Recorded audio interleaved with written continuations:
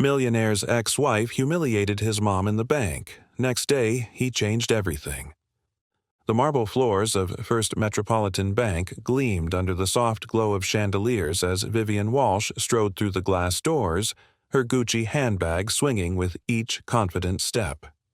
At 63, she carried herself with the poise of old money, though her wealth was relatively new, courtesy of her son Marcus's meteoric rise in the tech industry. As customers turned to glance at her entrance, Vivian's eyes locked onto the woman behind the manager's desk. Elena Chen Walsh, no, just Elena Chen now, sat perfectly poised in her tailored navy suit, her sleek black hair pulled into a tight bun that accentuated her sharp cheekbones. The sight of her still made Vivian's blood pressure climb. This woman, this calculating creature who had nearly ruined her son, now sat pretending to be a respectable professional. "I need to speak with the manager," Vivian announced loudly to the nearest teller, though her eyes never left Elena. The young man at the counter blinked nervously. "Ms. Chen is our branch manager. I know exactly who she is," Vivian cut him off, already moving toward Elena's desk with determined steps. Elena looked up from her computer screen, her expression shifting from professional courtesy to cold recognition in an instant. Her dark eyes, once warm with love for Marcus, now hardened like obsidian. "Mrs. Walsh," Elena said, her voice controlled. "What a surprise. How may I help you today?" Vivian placed her designer bag on Elena's immaculate desk with deliberate slowness. "I need to move some funds, but I have concerns about the management of this branch." Elena's jaw tightened almost imperceptibly. "Perhaps you'd be more comfortable at another location. I'd be happy to recommend—" "No," Vivian interrupted, her voice rising enough to draw attention from nearby customers. "I think it's important that people know exactly who's handling their money." In the corner of the bank, a young woman discreetly lifted her phone, the camera lens catching the unfolding drama. Elena rose slowly from her chair, every movement measured and contained. "Mrs. Walsh, if you have a banking concern, I'm happy to assist you. Otherwise—" "My concern," Vivian said, her voice dripping with disdain, "is that someone who could so callously break my son's heart for her own selfish reasons is now trusted with other people's finances." The bank fell quiet, conversations dying as heads turned toward the confrontation. Elena's professional mask slipped for just a moment, pain flashing in her eyes before hardening into something colder. "Mrs. Walsh," Elena said, her voice low but clear in the hushed space, "your son and I divorced 8 months ago. Our private matters have no bearing on my professional capabilities." Vivian laughed, a brittle sound that echoed off the marble. "Private?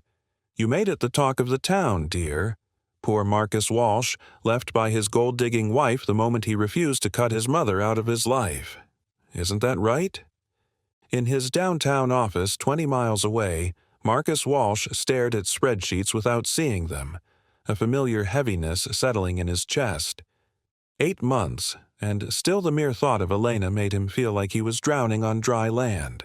He reached for his coffee, now cold, and tried to focus on the acquisition numbers before him. Before we dive deep into this eye-opening story, don't forget to like and subscribe. It's free, as your support helps us create more meaningful stories for you. Enjoy the story. Back at the bank, Elena's composure cracked like thin ice. Her hands trembled slightly before she clasped them together on the desk. "You never understood, did you?" Elena said, her voice steady despite the rage building behind her eyes. "It was never about the money. It was about respect. Something you refused to show me from the day Marcus brought me home." "Respect? You want to talk about respect?" Vivian's voice rose sharply.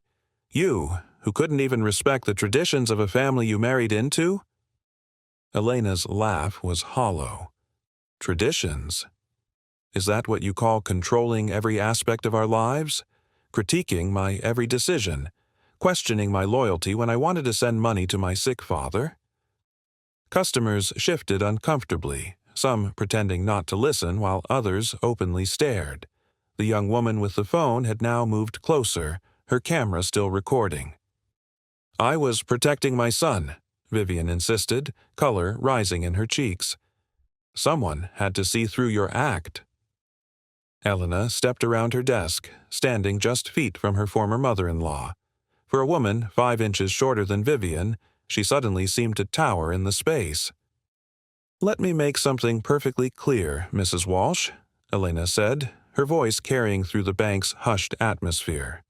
"I loved your son with everything I had, but your constant interference, your manipulations, your endless criticisms, they poisoned something beautiful." She took another step forward, her professional demeanor completely shed. "You were so afraid of losing control over Marcus that you couldn't bear to see him happy with someone else. Do you know what he told me the night before our wedding? That he hoped having me would finally fill the emptiness you created with your impossible standards." Vivian's face paled, her hand reaching for the edge of the desk to steady herself. "You didn't protect him," Elena continued, her voice breaking slightly. "You suffocated him. And when he finally found happiness, you couldn't stand it." A murmur rippled through the watching crowd. Someone whispered, "Damn," loud enough to be heard. "How dare you?" Vivian breathed, her voice suddenly faint. "After everything I sacrificed—" "Sacrifice?" Elena's laugh was sharp enough to cut. "Is that what you call manipulating your own son's marriage? Telling him I was with him for his money when I supported him through 2 failed startups? When I worked 60-hour weeks so he could chase his dreams?" The young woman recording edged closer, capturing Vivian's stricken expression.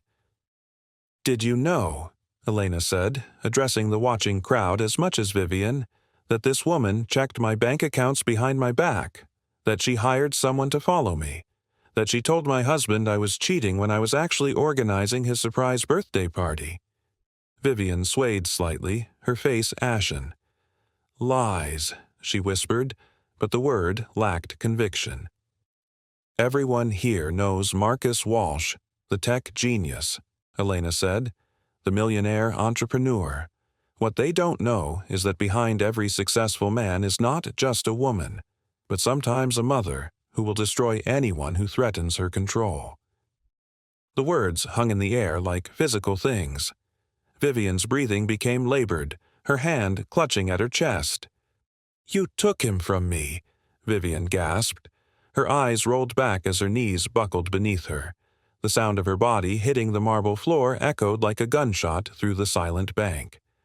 Elena stood frozen, watching in horror as her former mother-in-law convulsed once, then lay still. "Someone call an ambulance!" a voice shouted, breaking the shocked silence. As chaos erupted around them, Elena's eyes met those of the young woman who had been recording. In that moment, she knew. This was only the beginning. Marcus's fingers drummed against the leather steering wheel of his Tesla as he navigated the evening traffic. His phone buzzed for the 3rd time in 10 minutes, another board member questioning his absence from the afternoon meeting. He'd left them all on red. Nothing mattered since the hospital had called. "Your mother has been admitted to City General. Please come immediately."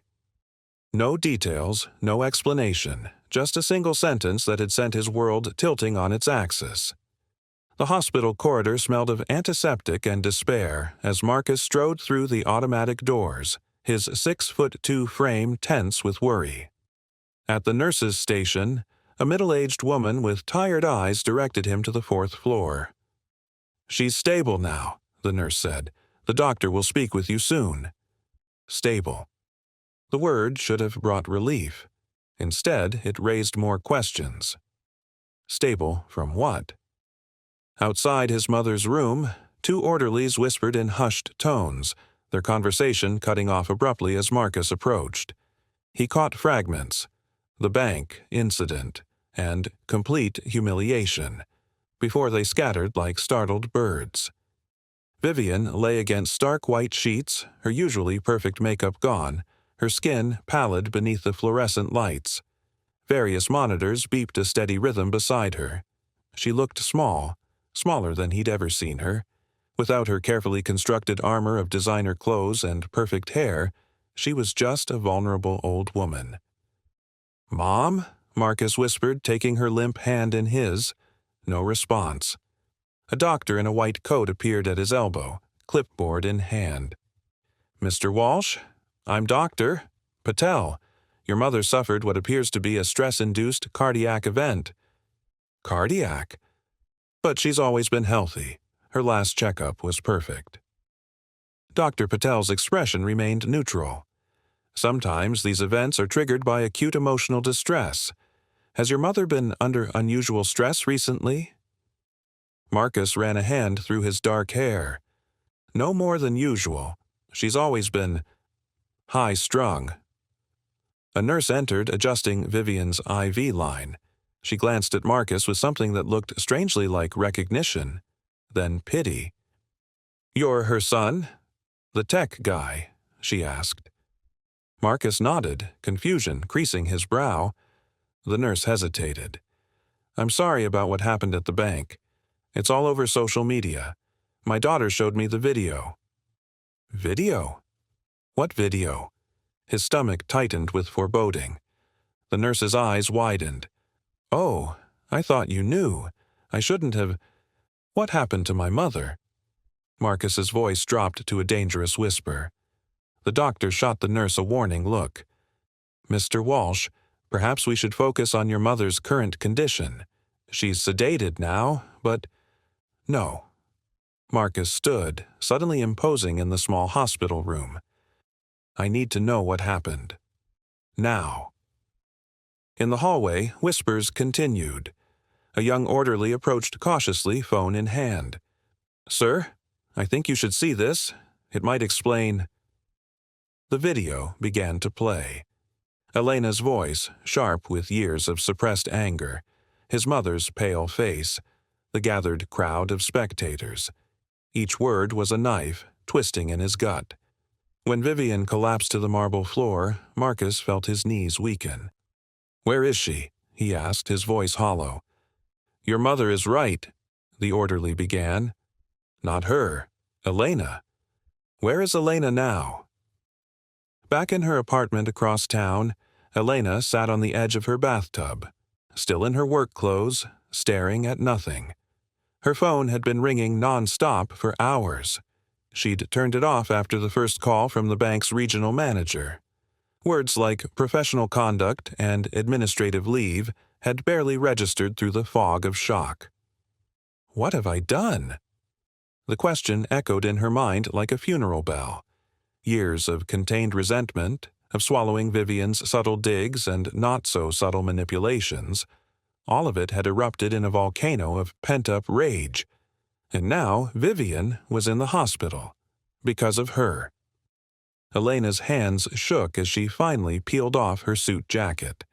The bathroom light caught the diamond on her finger, the one ring she couldn't bring herself to remove after the divorce. Marcus had designed it himself, a unique setting that combined traditional Chinese elements with modern elegance. "Like us," he'd said when he proposed. Now it felt like a shackle, a reminder of everything she'd lost. The sudden pounding on her door made her jump. For a wild moment she thought it might be Marcus, but the voice that called her name belonged to Sophia, her best friend since college. "Elena, I know you're in there. Open up or I'm using my key." Moments later, Sophia burst into the apartment, her curly hair wild around her face, eyes wide with concern. "Jesus, Elena, you're not answering your phone. The video is everywhere. Are you okay?" "Video?" Elena whispered. Sophia's expression shifted from concern to disbelief. "You don't know. Someone recorded the whole thing at the bank. It's gone viral. Number sign Bank Showdown is trending." The floor seemed to tilt beneath Elena's feet. "Show me." As the video played on Sophia's phone, Elena watched herself transform from the controlled professional she prided herself on being into someone she barely recognized. Someone vibrating with fury, publicly humiliating her former mother-in-law. When Vivian collapsed, Elena saw her own face register shock, then horror. Is she? Elena couldn't finish the question. In stable condition, according to the news, Sophia said gently. It was some kind of stress-induced heart episode. Elena sank onto her couch, burying her face in her hands. I never meant for this to happen. She pushed every button. All these months of seeing her around town, looking at me like I was nothing, and then she shows up at my workplace. Sophia sat beside her, wrapping an arm around her shoulders. I know, honey, but this is bad. Really bad. The bank called me looking for you after you didn't answer. They've put you on administrative leave pending an investigation. They can't fire me for personal issues, Elena said, but her voice lacked conviction. It's not just personal anymore, not with this going viral. People are taking sides. The comments are intense. Elena's phone lay dark on the coffee table. With a deep breath, she turned it on. Immediately, notifications flooded the screen. Missed calls, texts, emails, social media alerts. One name appeared more than any other. Marcus, 12 missed calls. 5 text messages. With trembling fingers, she opened the most recent text. We need to talk. I'm coming over. The timestamp. 10 minutes ago. As if summoned by her reading it, a sharp knock echoed through her apartment. Elena and Sophia froze, staring at each other. It's him, Elena whispered, her heart hammering against her ribs. Sophia squeezed her shoulder. Want me to stay? Elena shook her head. Number. This is between us. Walking to the door felt like moving through water. Each step required conscious effort. When she finally pulled it open, the sight of Marcus after months apart hit her like a physical blow. He stood in the hallway, his tall frame rigid with tension, dark circles under his eyes. The familiar scent of his cologne, sandalwood, and something uniquely him, washed over her. For a breathless moment, neither spoke. Is she okay? Elena finally asked, her voice small. Marcus's jaw tightened. Number, she's not. His eyes, those deep brown eyes that had once looked at her with so much love, now regarded her with something between anger and confusion. Why, Elena? He asked, the simple question loaded with 8 months of silence. Why would you do that to her? Behind them, Sophia slipped past with a whispered, Call me later. Alone now, facing the man she had never stopped loving, Elena felt the last of her defenses crumble. I don't know, she whispered. She came in like she owned the place, started saying things, and something in me just broke. Marcus stepped inside, closing the door behind him. The tension between them was a living thing, crackling in the air like static electricity. I need to understand, he said, running a hand through his hair, a gesture so achingly familiar that Elena had to look away.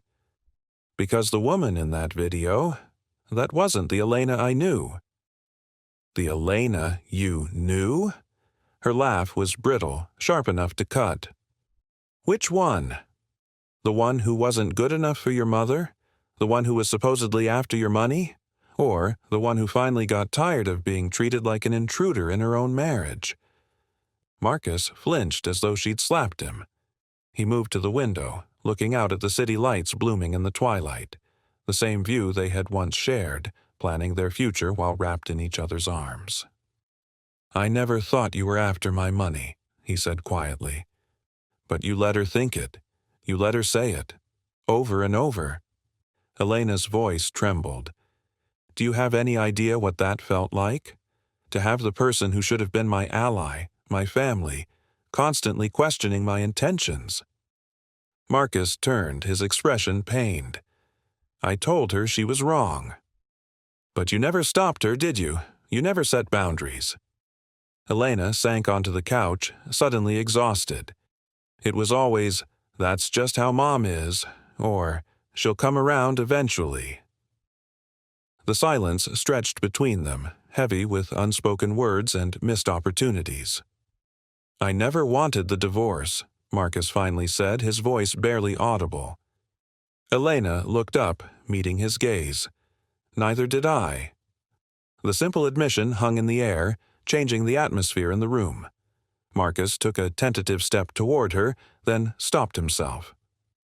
"Then why?" he asked. "If neither of us wanted it, why did we let it happen?" Before Elena could answer, Marcus's phone buzzed. He glanced at it, his expression darkening. The hospital. I need to take this. As he stepped into the hallway to answer the call, Elena found herself staring at the framed photo she still couldn't bring herself to put away. Their wedding day, both of them radiant with joy. Vivian stood beside them in the photo, her smile not quite reaching her eyes. Marcus returned, his face pale. "She's awake, asking for me." He hesitated, then added, "And for you, apparently." Elena's heart stuttered. "Me? Why would she want to see me?" "I don't know, but the doctor says she's agitated. It would be better if—" He trailed off, running a hand through his hair again. "If I came," Elena finished for him. The thought of facing Vivian after what had happened made her stomach clench with anxiety. "Marcus, I don't think—" "Please," he said simply. That one word, and the look in his eyes, was enough to crumble her resistance. The drive to the hospital was silent, tension filling the Tesla's elegant interior. Elena watched Marcus's profile in the glow of passing streetlights, retracing the strong jaw and straight nose she had once known by touch alone. He still wore the same watch she had given him for their first anniversary, a small detail that sent an unexpected pang through her chest. At the hospital, whispers followed them through the corridors. Elena felt exposed, vulnerable under the curious stares of staff who had clearly seen the viral video. Marcus walked slightly ahead, his back straight, face impassive, the same mask he wore at difficult board meetings. Outside Vivian's room, he paused. "Whatever she says, just remember she's not well." Elena nodded, steeling herself. Vivian looked diminished against the hospital pillows, her skin paper-thin under the harsh lighting. When she saw Elena enter behind Marcus, her eyes widened, then narrowed. "So you came," she said, her voice weaker than Elena remembered but still carrying that edge of steel. "You asked for me," Elena replied cautiously. Marcus took his mother's hand. "Mom, you should rest. The doctor said—" "I need to speak with Elena," Vivian interrupted. "Alone." Marcus looked between them, concern etched on his face. "I don't think that's a good idea." "Please, son." Something in Vivian's tone, a vulnerability Elena had never heard before, seemed to convince him. 5 minutes, he conceded, squeezing his mother's hand before stepping out. Alone with her former mother-in-law, Elena remained standing, arms crossed protectively across her chest. The machines beeped in rhythmic counterpoint to the silence. "You hate me," Vivian finally said. It wasn't a question. "I don't hate you," Elena replied, surprising herself with the truth of it. "I resent what you did to my marriage. There's a difference." Vivian's laugh turned into a cough. "Always so precise with your words. That's what Marcus loved about you. No games," he said. Elena shifted uncomfortably, unsure where this conversation was heading. "Did you know," Vivian continued, her gaze drifting to the window, "that when Marcus was 10, his father left us for his secretary? Typical, I know. But what people don't know is that I saw it coming for months. I said nothing, did nothing, because I didn't want to seem like the difficult wife." Elena remained silent, watching emotions play across Vivian's face. "When he left, we had nothing.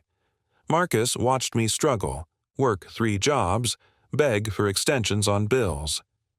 Vivian's fingers plucked at the hospital blanket. "I promised myself my son would never know that kind of betrayal again, that I would protect him, no matter what." "By making sure I couldn't hurt him," Elena said softly. Vivian's eyes snapped back to her.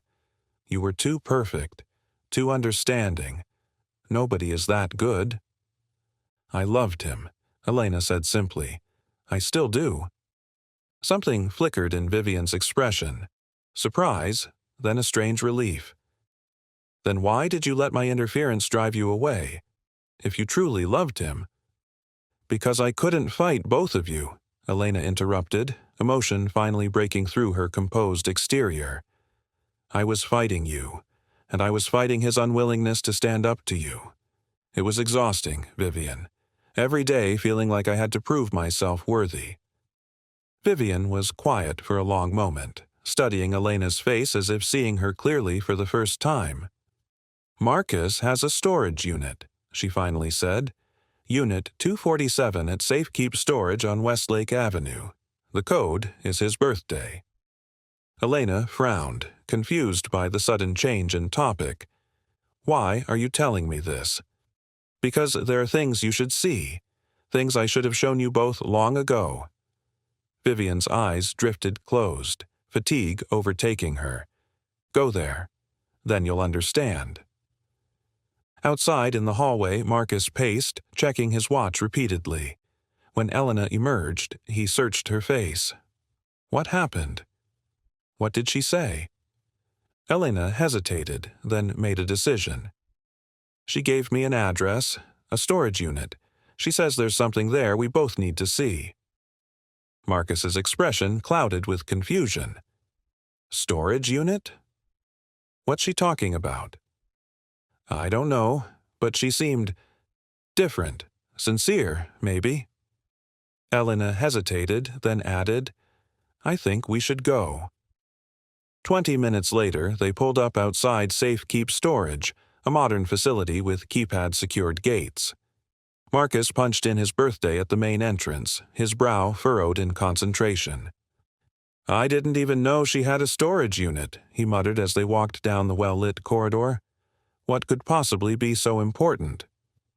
Unit 247 was medium-sized, secured with another keypad. Again, Marcus entered his birthday. The lock clicked open. Inside, cardboard boxes were stacked neatly against the walls. In the center stood a small desk with a leather-bound journal placed precisely in the middle. Marcus picked it up, opening to the first page. "It's her handwriting," he said, voice hushed. As he flipped through the pages, his expression shifted from confusion to shock. "Elena, these are journal entries, going back years. They're all about us." Elena peered over his shoulder, reading the elegant script. "August 15th. Watched them together at dinner. The way he looks at her, it's the same way John used to look at me, before everything fell apart. I'm terrified for him." Marcus turned to another page, further along. December 3rd. She sent money to her family again. Marcus says it's for her father's medical treatments. I want to believe her, but John always had excuses too. I've hired someone to look into it. I need to be sure. March 18th. The investigator confirmed Elena's father is indeed ill. The money is going to his treatments. I should be relieved, but somehow I'm more afraid than ever. What if she really is everything she seems? What if I've been poisoning their happiness for nothing? Elena's heart pounded as Marcus turned to entries from the months leading up to their separation. May 30th. I went too far today. The things I said to her, I saw the look in Marcus's eyes. He's starting to hate me, but I can't stop. What if I'm right? What if she's just better at hiding it than I thought? I can't let him be destroyed the way I was. Marcus closed the journal, his hands shaking slightly. "She knew," he whispered. "She knew she was wrong about you, but she couldn't stop." "Marcus," Elena began, but he was already moving to a box labeled Elena, Evidence. Inside were folders containing bank statements, photographs of Elena meeting with her family, transcripts of phone conversations, all meticulously organized and annotated in Vivian's precise handwriting. But what caught Marcus's attention was a small velvet box tucked in the corner. He opened it to reveal a silver locket. "This was my grandmother's," he said, confusion evident in his voice. Mom told me she lost it years ago." Inside the locket was a tiny folded note. Marcus carefully extracted it, reading aloud. "For Elena, when I'm finally brave enough to admit I was wrong." They stared at each other, the implications of what they'd discovered slowly sinking in. "She knew," Elena repeated, her voice barely a whisper. "All this time, she knew she was wrong about me." The drive back from the storage unit was charged with a heavy silence, both Marcus and Elena lost in their own thoughts. The journal entries and collected evidence now sat in a box on the Tesla's back seat, a Pandora's box of Vivian's fears and regrets that neither of them had been prepared to discover. Rain began to fall, gentle at first, then in sheets that blurred the city lights into watercolor smudges. Elena watched droplets chase each other down the passenger window, each one reflecting a fragment of the world outside. "She was afraid," Elena finally said, her voice barely audible above the rhythmic swish of the wipers. "All that interference, all that criticism, it came from fear." Marcus's hands tightened on the steering wheel. "Fear doesn't excuse what she did to us." "No," Elena agreed, "but it explains it." As they pulled into the hospital parking lot, Marcus killed the engine but made no move to exit the car. Rain drummed on the roof, creating a cocoon of white noise around them. "I let her do it," he said suddenly, staring straight ahead through the rain-streaked windshield. "I knew what she was doing to you, to us, and I let it happen because it was easier than standing up to her." Elena turned to look at his profile, sharp against the dim light. "We both made mistakes, Marcus. My mistake cost us our marriage." The simple truth of it hung between them, impossible to deny or diminish. Elena's phone vibrated in her purse. She glanced at it, frowning at the unfamiliar number. "Hello?"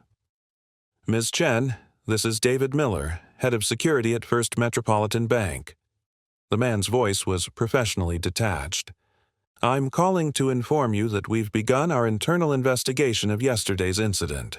As part of our protocol, we've secured all security footage from the main floor."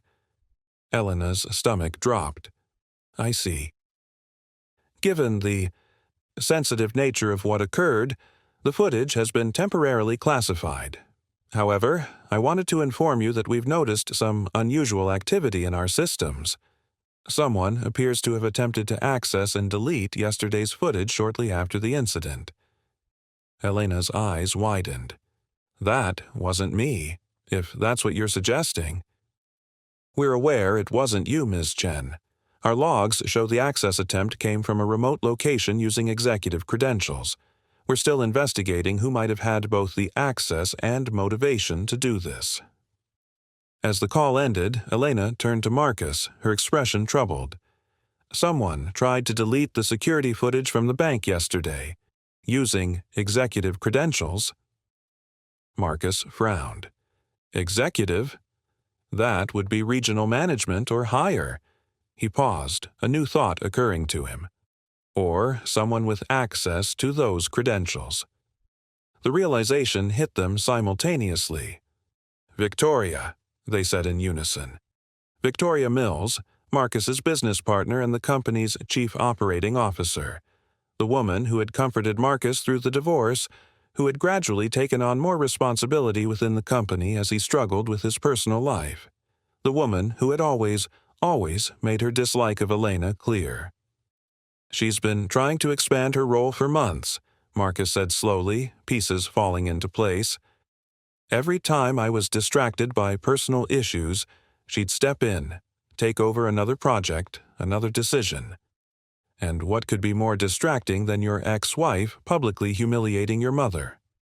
Elena finished the thought. Marcus pulled out his phone, scrolling quickly through his messages. "She texted me right after I left the office yesterday. 'Heard about your mom. Take all the time you need. I'll handle everything.'" His jaw tightened. She knew. Somehow, she already knew what had happened. The hospital corridors seemed endless as they made their way back to Vivian's room. both lost in the implications of what they'd discovered. Outside the door, they paused, hearing voices inside. Just a matter of time before the board sees he's not focused enough to lead. Victoria's smooth voice drifted through the partially open door. This incident with his ex-wife just proves my point. The family drama is too distracting. You promised this would reunite them, Vivian's weaker voice replied, confusion evident in her tone. You said if I went to the bank, spoke to Elena about reconciliation. Did I? I suppose I might have implied something like that. Victoria's laugh was light, dismissive. The important thing is that when the dust settles, Marcus will need both of us. You as his mother, me as his business partner, and perhaps more. He's been so receptive to my comfort these past months. Marcus pushed the door open, his face a mask of cold fury. Victoria spun around, her perfectly made-up face registering shock before smoothing into concern. Marcus, I was just checking on your mother. Such a terrible situation. I heard what you said, Marcus replied, his voice dangerously quiet. All of it. Victoria's eyes darted between Marcus and Elena, calculating. You're upset. Understandably so. I was just explaining to your mother that the company is in good hands while you deal with this situation. This situation that you orchestrated? Elena stepped forward, anger radiating from her slight frame. Did you encourage Vivian to come to the bank yesterday, knowing exactly how I might react after months of built-up resentment? Victoria's professional smile remained fixed, but her eyes hardened. That's quite an accusation, Elena. Perhaps the stress of being placed on administrative leave is affecting your judgment. From the bed, Vivian spoke, her voice stronger than before. You told me Elena had been asking about me, that she regretted how things ended and wanted to speak with me but was too proud to reach out directly. Her gaze shifted to Elena. I brought the locket. I was going to give it to you, to try and make amends. Elena's hand flew to her mouth. The locket from the storage unit? Vivian nodded weakly. It's in my purse. I never got the chance. Victoria's composure slipped for just a moment, her eyes flashing with annoyance. This is all very touching, but it doesn't change the fact that your family drama is affecting the company, Marcus. The board meeting tomorrow has been moved to this evening, came a new voice from the doorway. All heads turned to see James Chen, Elena's father, standing there with assistance from a cane. Despite his frail appearance, his eyes were sharp with purpose. Emergency session. I received the notification an hour ago. Dad? Elena moved to her father's side. What are you doing here? James placed a gentle hand on his daughter's shoulder. Victoria sent me the video of what happened at the bank. Said I should be concerned about your future at the company. His gaze shifted to Victoria, hardening. What she didn't know is that I still serve on the bank's regional board, semi-retired, but still voting. Victoria's confident facade began to crack. That's not possible. I checked the board listings under my Americanized name, James Chen, but my legal name, the one on the board documents, is Chen Wei Ling. He smiled thinly. A common oversight. Marcus stepped closer to Victoria, pieces clicking into place. The executive credentials used to access the security footage. Those were yours, weren't they? Victoria's laugh held a note of desperation. This is absurd. I don't have time for these accusations. I have a board meeting to prepare for. A meeting called to discuss recent unauthorized access to secure systems, James finished, among other concerning behaviors. The color drained from Victoria's face. You can't prove anything. The bank's cybersecurity team is very thorough, James replied calmly. Every access attempt is logged and traced, but more importantly, he pulled out his phone, showing a screen full of text messages. You made the mistake of detailing your plans to discredit both my daughter and Marcus in these messages. You thought you were texting your assistant. You were actually texting mine." Victoria's composure finally shattered completely. "This is a setup. None of you understand what it takes to run a company like yours. Marcus has been distracted for months, making emotional decisions instead of logical ones. The company needs strong leadership, not someone pining over a failed marriage." "Get out," Marcus said quietly, his voice leaving no room for argument. "Security will escort you from the building. Your access has already been revoked." As if on cue, 2 security officers appeared in the doorway. Victoria looked around the room, seeking any ally, finding none. With a final glare at Elena, she allowed herself to be led away. In the silence that followed, James moved to Vivian's bedside. "Mrs. Walsh, we haven't formally met. I'm Elena's father." Vivian looked up at him, tears in her eyes. "I tried to have you investigated. I thought the money Elena sent was saving my life," James finished gently. "And it did. The treatments your son and my daughter paid for gave me back years I wouldn't have had otherwise." He glanced at Marcus and Elena, standing side by side, unconsciously drawn together in the face of Victoria's betrayal. Time enough to hope that perhaps some damage can be undone. In the days that followed, the chaos of Victoria's betrayal gave way to a tenuous calm. The board unanimously voted to remove her from the company. The bank's investigation cleared Elena of professional misconduct, acknowledging the extraordinary circumstances of the incident. The viral video, once a source of public humiliation, was gradually overshadowed by new scandals and fresher outrage. But healing the deeper wounds would take more than administrative decisions and fading public interest. On a crisp Sunday morning, Marcus sat across from his mother at her kitchen table, 2 cups of untouched tea between them. Vivian had been discharged from the hospital 2 days earlier, physically recovered but emotionally raw. The elegant home that had once felt like a showcase now seemed hollow, filled with expensive things but few genuine memories. "I don't know how to fix this," Vivian admitted, her hands trembling slightly as she finally reached for her teacup. "With you or with Elena?" Marcus looked at his mother, really looked at her, perhaps for the first time since his childhood. Beyond the designer clothes and perfect makeup, he saw the shadows under her eyes, the fine lines etched by years of fear. "You were trying to protect me," he said, not excusing, just acknowledging.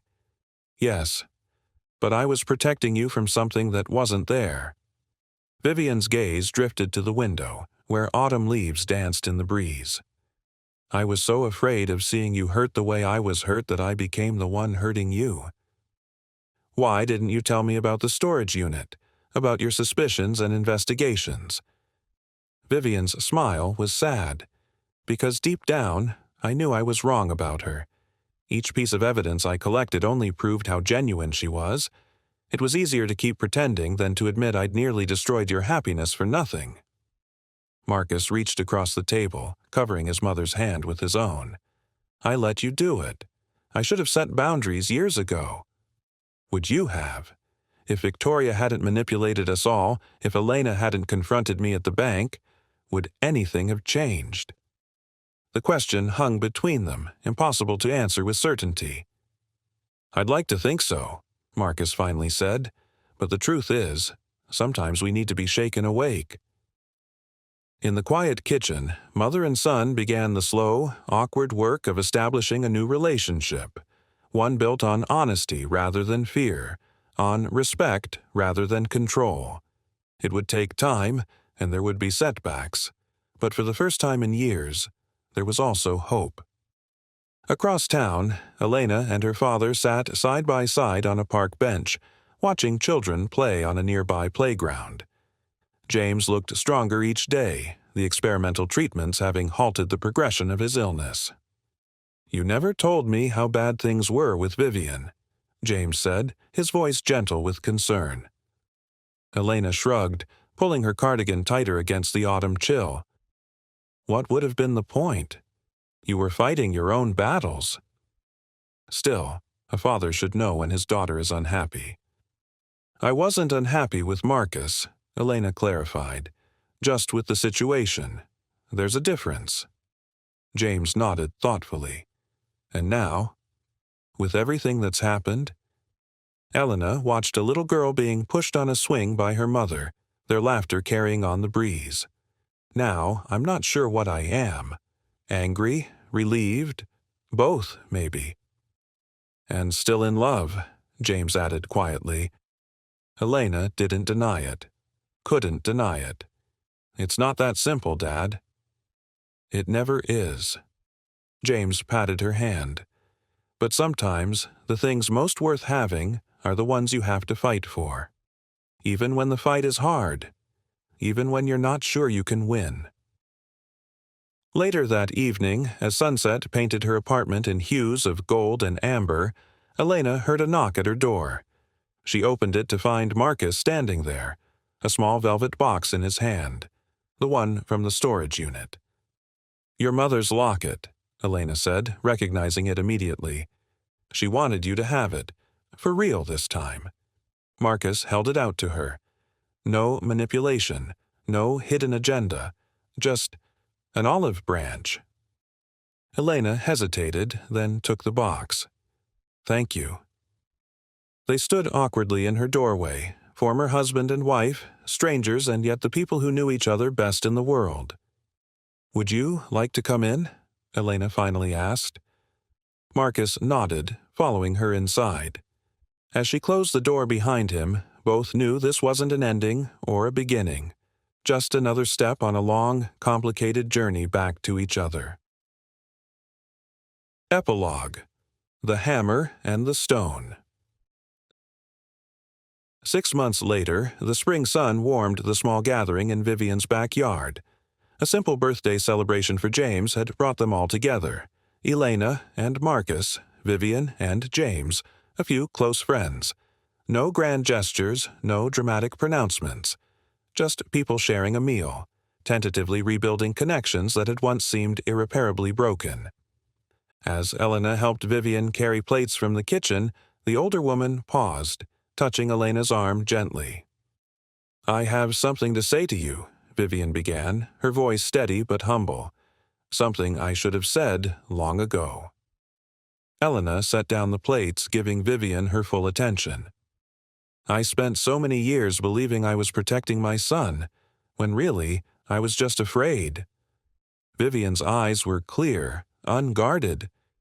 You were the best thing that ever happened to him, and I nearly destroyed that out of my own fear. We all made mistakes, Elena said softly. Vivian nodded. My mother used to say that strict guidance from parents is like a hammer on stone. It seems harsh, but it shapes the stone into something beautiful. Her smile was tinged with regret. What I forgot is that a hammer without love just breaks things. Through the window, they could see Marcus and James in deep conversation, both men laughing at something beyond their hearing. We're learning, Elena said, picking up the plates again. All of us. That evening, as the party wound down, Marcus found Elena sitting alone on the porch swing, watching the sunset paint the sky in shades of pink and gold. He sat beside her, the swing creaking gently as it accommodated his weight. For several minutes they simply sat in companionable silence, shoulders almost but not quite touching. Do you ever wonder, Marcus finally asked, what would have happened if your confrontation with Mom hadn't gone viral?